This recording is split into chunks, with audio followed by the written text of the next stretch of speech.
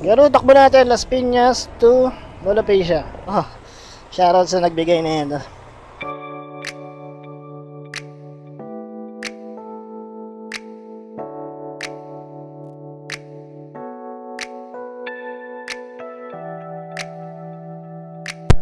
Let's go. Let's G. 10 kilometer, 30 minutes. Ano yan, mapapasok ka na. Punta lang sa bangko. Wow, sana Kaya all. dun kasi yung associated ng namin, work layo. Last day, pero pupunta sa office. Saan ba office niyo? Doon lang din, sa Double Dragon. Ay, double travel. Sa Eastfield lang talaga ako nagpapadrop off kasi pag Double Dragon, mag-U-turn pa, di ba? Daming joyride, oh. Oo. Kaya walang booking. Dami ng joyride. Dapat sa ka maghanap ng pasahero sa may Tondo. Tondo? Oo, sa may Urban Deca, marami dun. Yung kasi ako dati nakatira. Sigip kasi. Nakakatamad. Nakakatamad pumunta. Totoo nga naman. Pero Tapos marami- sa Binondo, lalo na doon. Oo, medyo talaga yung mga daan. Lakas lala mo ba? Oo, tapos malalapit lang yung hatiran. Nababa din ako doon sa Naglalamab ako ngayong dala. Saan? Sa Tondo. Saan ba Tondo? Dati nasa Urban Deca ako. Sigip doon no? Bandera. Oo. Ang daan, pero yung loob. Yung combo? Oo. Okay lang. Ang pangit lang kasi doon may mga bitak yung pader. Natakot ako eh. Pero magkano unit doon, ma'am?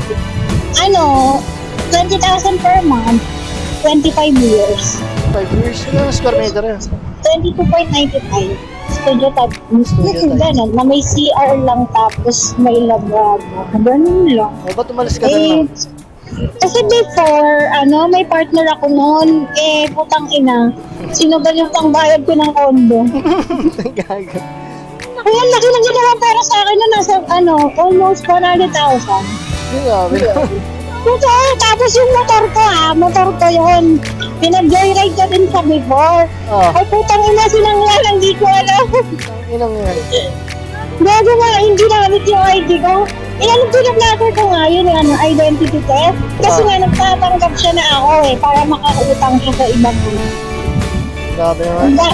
Dati nga na siya na-deactivate siya sa Joyride. Kasi nga nire-report ko yung ginawa niya sa akin. Tangin na nun, bago yun. Buti naman, baka maloko pa. Tangin na sabi ko nga, Pero ilang taon kayo naman? mga magto 2 years lang. Tapos 2 years na, saan paloko ng gano'n? Gago yun. Hindi ko talaga alam na gagawin niya yun. Pero syempre, tiwala ako kasi doon na siya nauwi sa may condo. Kaya nga nangungupahan na naman ako ngayon dahil sa kanya. Pag inubos yung pera ko talaga sa counter. Pinitbit pa niya yung cellphone ko Take note at nahirapan ako kasi yung online banking ko nakalagin din doon. So inisip ko, lahat ng papasok na pera pwede pa niya makuha, di ba? So, pinablock ko na sa bank. Yun, hirap na yung nag-unblock. Putang ina niya. Hindi pa nga nahuli, nagtatago pa rin. Pero gwapo ba? Ay, putang ina nun Hindi, puta, di ko alam. Putang ina talaga, nahirap ako pag naiisip yung mga pinagagagawa niya. Napol ka lang talaga. Ha? Napol ka lang talaga sa kanya. Naputang ina. Naputang ina. Hindi bagay na bagay sa yung kantang ere. Ere. Oo, ganun ako. Patagtagin mo naman kuya, grabe ka naman. Ha? YouTube mo, paragtagin mo yan, maganda. Wala, mawawala yun na natin, intercom. Hindi tayo makapag-usap. Gusto mo ba mag-sound trip? Ewan ko sa'yo, kuya. Di ba ito yung ginagamit ng mga vlogger? Hindi, isang connection lang to pag nakakonect sa intercom. Hindi siya makakapag-bluetooth. Hindi siya makakapag-music. Di ba ganito nga yung ginagamit ng mga vlogger, no? Nagbablog ka ba, kuya? Hindi. Kala ka vlogger? Bibidyo lang ako. Bakit? Ano, pang-vlog din. Sabi ko na vlogger ka. Pang-inon ko. Napapamura ka na lang talaga pag naalala mo mga ginawa siya. Grabe. Saan mo nakilala yan? Sa work lang din before. Ka-work mo rin. Dati, oo. Hanggang sa nawalan siya ng work. Pero kasi lumipat lang naman talaga ako ng company. Tapos yun, ba't ko panginanon talaga? Namulubi talaga ako dahil sa kanya. Sana all. Kulang na lang mamalimos ako sa heritage. Kasi inubos ko talaga yung savings ko. Eh di At ngayon, ng buhay niya, no? eh di ngayon, may ipon-ipon ka na, pwede na ulit magpaloko. Ha? Ngayon, may ipon-ipon na, pwede na ulit magpaloko. Wala pa ang ipon, kuya. Nag-move on pa din tayo. Kasi ang hirap kinain lang. Lahat na lang ng gamit ko, wala lang natira. Tangina, siguro mga bitin, mga 4 years pa siguro bago ko ulit ako makaipon ng gano'n. Tagal yun, pinaghirapan ko yun, bago siya. Hindi, wala na yung kondo. Ha? Wala na yung kondo mo. Wala na, tangina, wala na. Wala na, nag-get na lang ako doon sa pinasamba. Live-in pa more. Ha? Live-in pa more. Kaya ngayon, sakit ko naman salita. Hindi, trial and error naman, di ba? Ay, putang ina, wala nang trial. Basta, pwede na po ako mag-isa. Nabubuhay naman ako. Lahat ng pinag-inawa mo, nasisidatin lang ng gano'n. Ayoko na, putang ina. Mas better mag-isa, mabubuhay naman ako. Oo, putang. Mabubulag ka talaga eh. Kala ko malabo lang ba't ako eh. Nabulag pala. Ang dami na talaga iniwan ng problema, Sin. Okay na sana yung umalis na lang siya pero wala siyang kinuha. Ano ba yun? Wala siyang inutang under mo. Wala naman problema sa akin yun eh. Kaso, inuubos natin. Kaso, putang ina, tinaway lahat eh. Sarap patayin eh. Mindset ba? Mindset. Tapos natalino pala siya sa akin niya. Walang nalisip. Akala ko mas natalino ako sa kanya. Kala mo lang yun. Akala ko lang pala. Dami talaga na makamatay sa maling akala eh. Pag ganyan kasi, equal lang. Kung magbibigay siya, magbibigay siya. Hindi yung ikaw lang yung nagbibigay. Hindi, ano ba yung, hindi ko naman siya totally binibigyan. Eh, siyempre, magkasama kami nun sa unit eh. So, alam mo yung, pagod ako sa work. That time, panggabi ako. So, pag morning, tulog ako, di ba? So, sa kanya ko lahat pinasikaso, financially. So, yung mga bills, paano ko pinapabayaran. So, ko yun, pera ko yung lahat. Yung pala, naisagal na. Yung pala sinugal na putang ina nun. Tinatalo na sa sagal. Wala na siya, tangina niya. Sana mabuhay siya ng matagal. Hindi, paano pag bumalik? Love. Ay, syempre, papahuli ko na siya. Ay, alam mo na, ay. Papahuli ko na siya, dahil na nagpakita. Hindi, paano pag nagmakawa? Love, sorry, pasensya na lahat. Ay, hindi na, no. Mahal pa rin. Kasi pinatawad ko na yan dati. Unang-unang kinuha niya sa akin, 20,000. Napatawad ko siya. Sabi, kunya, babalik ko naman lahat ng kinuha ko lahat. Pero, Ay, puta, ibalik mo na lang. Dalang tumalik. Sa dami ng binigay mong problema sa akin, putang ina, lumayo-layo ka, masasaksak kita pag tulog mo.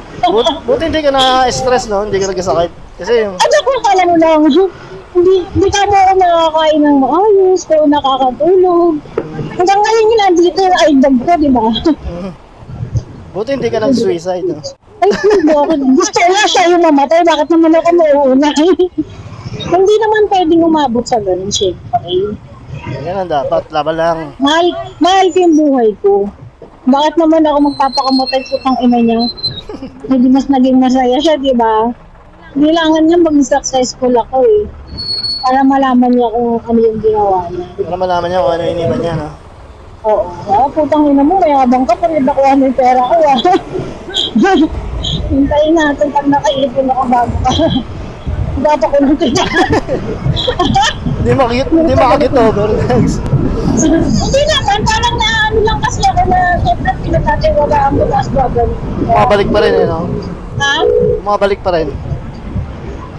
Nabalik pa rin ang alaala mo wala akong pera. Hindi, bumabalik yung sakit, ha? Inanuloko ako lang ganito. Totoo. parang, putang ina, ganun lang lang nakakaputang ina. Napapaisip pa nga ako, yung tangina, ano kayang mali sa akin? Parang pag gusto niya lumabas, kahit wala siyang, spirit ka lang, parang gano'n. Isipin mo paano lang magtatrabaho siya, buha ako ng motor. Tapos, apply siya sa joyride, sinamahan ko pa siya. Hanggang matapos yung process ng joyride niya. Grabe naman. Di ba? Parang napapaisip ano ba yung mali sa ginawa ko? Putang ina sa lahat lang ng sinasamahan kita. Anong motor ang kinuha mo? Ha? Anong motor yun? Smash lang naman yun. Tapos Horse hinangla niya gago. Tapos nagingin yung tao kasi di na siya nagpaparamdam. Dahil hindi ko nga alam na sinangla niya, di ba? Ngayon, di hinanap ako ng tao kasi nga yung ID ko pala binigay. May paano nangyari doon? Hindi namin nabayaran. Hindi. Sinamahan ko mag-file ng case. Yeah. Kasi nga, identity theft nga yun. Isang dinailan pa, nasa hospital daw ako. Yung tao na kausap ko kasi pinako sa kanya yung date kung kailan nasangla. Doon siya nagkaunasan ako nun. May convo ko dun sa isang friend ko. Kasi yun, sinend ko yung screenshot. Kaya naniwala yung pinagsanglaan niya. Kasi hindi ko naman din kilala yung pinagsanglaan. Pero sabi ko nga, bakit ka nagtiwala? Nakausap mo ba ako nung nagsangla siya? Sabi ko gawin sa kanya. Kung nakausap mo ako, humarap ako sa'yo, babayaran ko yan. Kasi ako gusto nakausap mo Sabi mo, ako yung may-ari, nakita mo sa papel. Sabi ko, hindi ka ba nagtataka? Bakit hindi ako yung kumakausap sa'yo? Sabi ko sa kanya.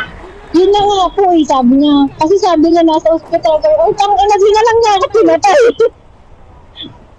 Bakit sinabi niya lang nasa ospital ako? Ano yung brand nyo yun? Hindi. Second hand. Brand niya yun. Kinuha ko pa yun, bagong labas pa yun. Bago nga yun, parang ayaw niya ng maayos na buhay. Ganun Ganun sa sugal Ganun talaga.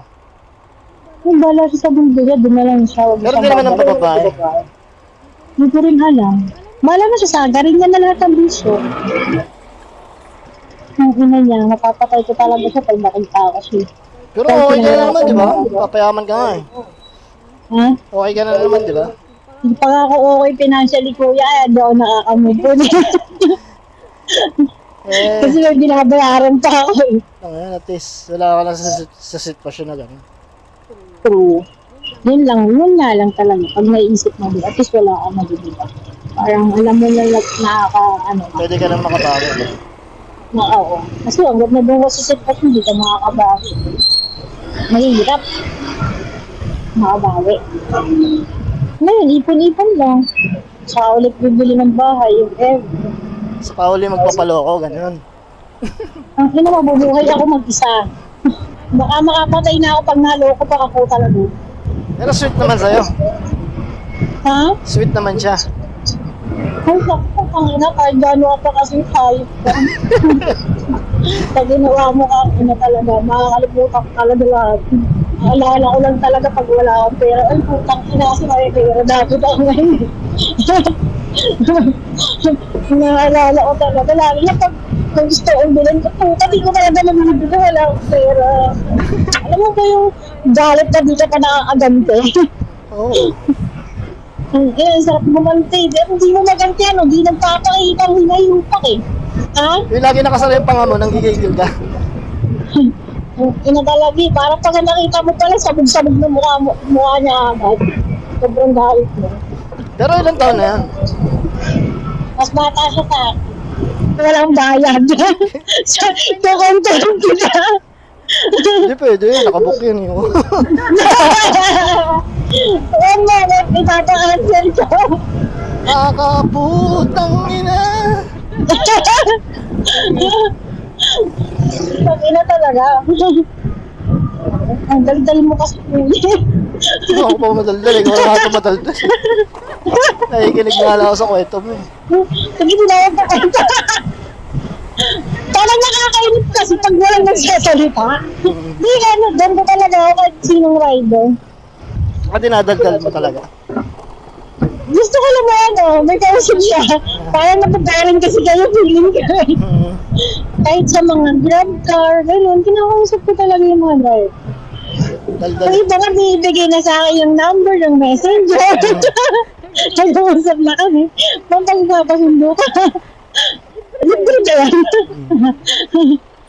Lobot yung camera, hindi ata nakuha yung clips natin. Oo, buti na yan. Gusto pa naman ang kwento mo. Naloko. Tangin, kukulang ka na dyan. Ito trending yun. Ano? Ay, butang ina. Joyride. Sila kayo ng joyride. Naloko ng joyride. Hindi na ng motor. Sinangla. Sinangla. Tapos, Ano ba, kuya? Ay, hindi niya lang bebe-ready siya na. Oo na.